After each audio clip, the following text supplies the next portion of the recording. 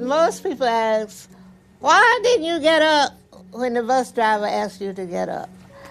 I tell them I could not move because history had me glued to the seat.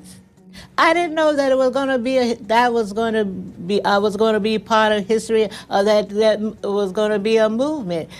All I wanted is that bus audience to know that this colored girl was tired of Jim Crow and wasn't going to take anymore. When they come on the bus and they said, "Girl, why are you sitting there?"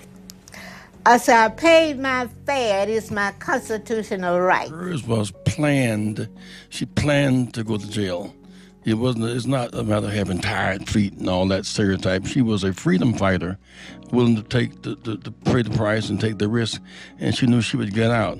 Claudette Colvin was a young student who was 15 years old. She didn't have the infrastructure. And of course, there was a community reaction to her breaking the silence on racial segregation, and she never got the recognition she deserved, but she laid the groundwork. Ms. Parks knew her and recognized her. And my mom told us, she said, as long as Rosa is alive,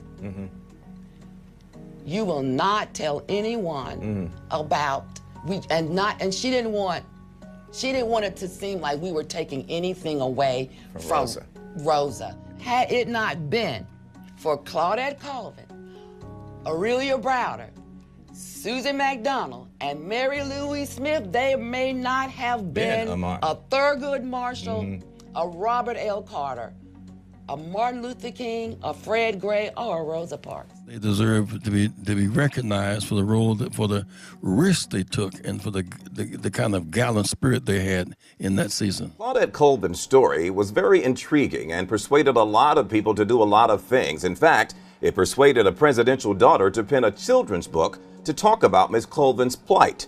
The book is called She Persisted, and the author? Chelsea Clinton. And 1010 WINS was honored to bring the two women together right here in our studio. As a 15-year-old riding a bus home from school in Montgomery, Alabama, Claudette Colvin was expected to give up her seat to a white woman just because she was African American.